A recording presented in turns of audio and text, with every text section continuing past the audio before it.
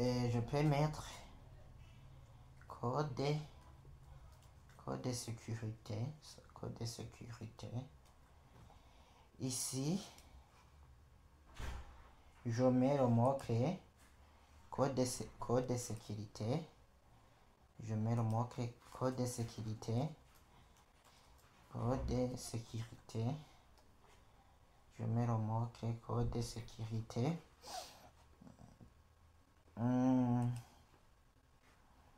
Et je peux mettre là où je peux insérer les éléments, les caractères. Donc je viens sur le premier élément qu'on a fait ici. Puisque ce sont des lettres, je n'ai pas besoin de tout écrire. Ici, en bas, je fais coller. Donc on a mis nos déporteurs. Nos déporteurs, je peux mettre ici. Je peux mettre par exemple le mot-clé porteur. Ici je mets le mot-clé porteur. Le mot-clé porteur. Ici je mets non déporteur.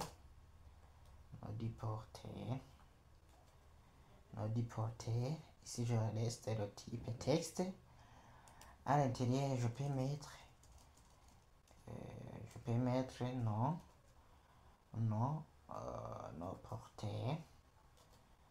porteur, oui. Password, on a mis l'élément même nom que sur la carte, donc j'efface ici, je mets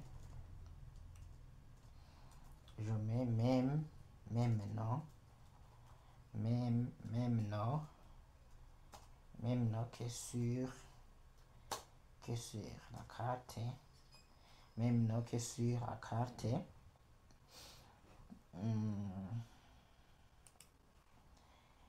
Et donc je viens de terminer le troisième élément de feuille 17 et je viens sur le dernier élément qui est un bouton, j'achète. Aussi c'est un fil 17, donc je mets la balise fil 17. Je mets la balise fil 17.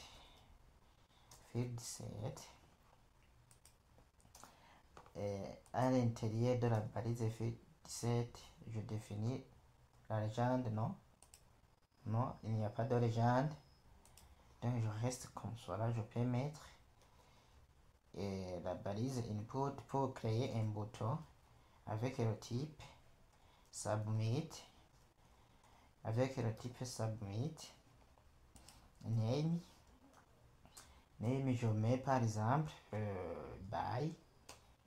buy puisque acheter, je crois bien que c'est buy en anglais. Et je mets value égale double quote et on a mis j'achète. Donc je mets le mot-clé j'achète et je ferme la balise.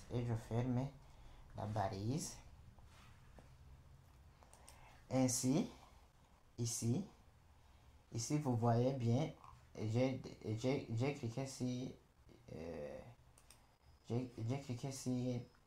acheter. Le curseur se pointe directement ici. Donc pour dire que ici au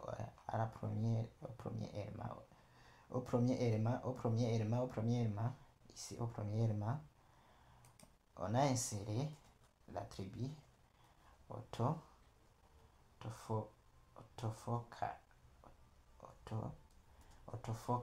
On a inséré l'attribut autofocus. Et le message que vous voyez ici vers renseigner sur champ, c'est la même chose pour tous les champs.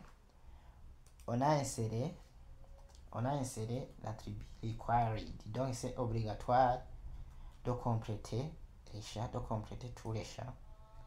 Donc je fais copier.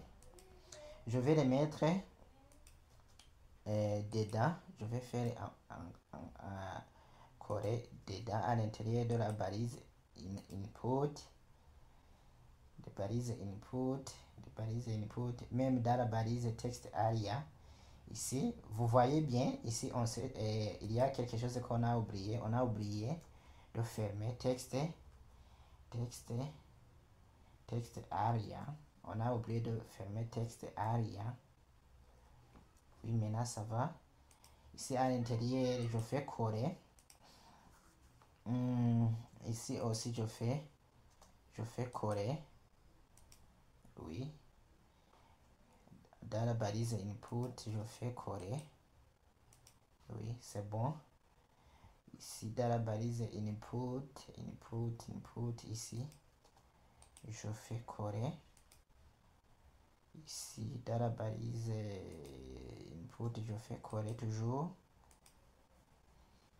Et ici, je fais coller. Je fais coller, oui. Ici, dans la balise input, je fais coller. Tous les éléments, nous avons vu qu'on nous a dit de veiller à renseigner les champs correspondants. Donc, il faut mettre required. Donc, je fais coller. Ici, je fais required. Coller. Ici, sauf si le bouton là où on ne va pas faire required. Et puis, je vais enregistrer.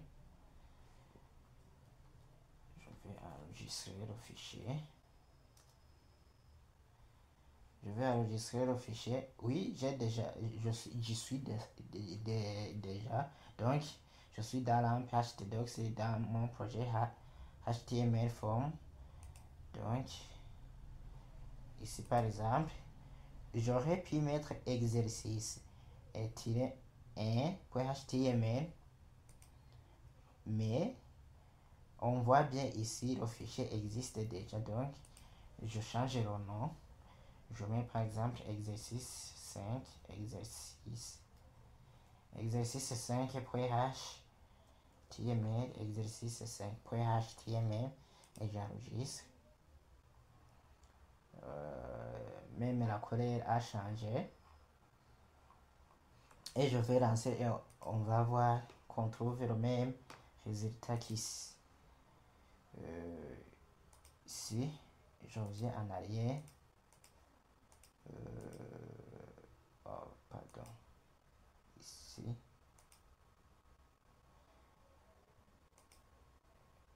Par exemple, je tape localhost HTML5, pardon, HTML form, localhost / HTML form, et nous sommes dans le fichier exercice.html. Je clique dessus. Et voilà. On m'affiche les mêmes erreurs. Oui. Ici, je crois bien que le chat d'ici ne correspond pas au chat d'ici pour dire que dans texte aria ici, on a oublié de mettre rows, les attributs rows par exemple. Je peux dire rows égale, par exemple, je peux mettre, je peux mettre 5 et je fais course et je fais course. Je peux mettre par exemple 20, je mets 20 et j'enregistre.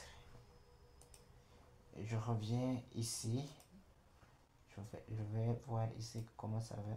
Oui, je vois bien que c'est semblable maintenant. Ici on peut mettre les nombres, si on peut taper n'importe quoi. Je vais regarder ici qu'on choisit un seul option à la fois. Si je coche ici et que je coche cet élément, donc l'élément qui est en haut va se décocher. Oui, c'est maintenant ça va, ici on peut mettre les nombres, même ici, ici on peut taper n'importe quoi, et même si on clique ici j'achète, on trouve le même résultat. Et c'était le dernier élément pour faire l'alignement des éléments du formulaire. Je pense que vous avez au moins le minimum de comment vous pouvez aligner les formulaires. C'est à vous de choisir si vous pouvez utiliser les retours à la ligne, les paragraphes, les divs, les éléments, utiliser le tableau ou bien une liste. C'est à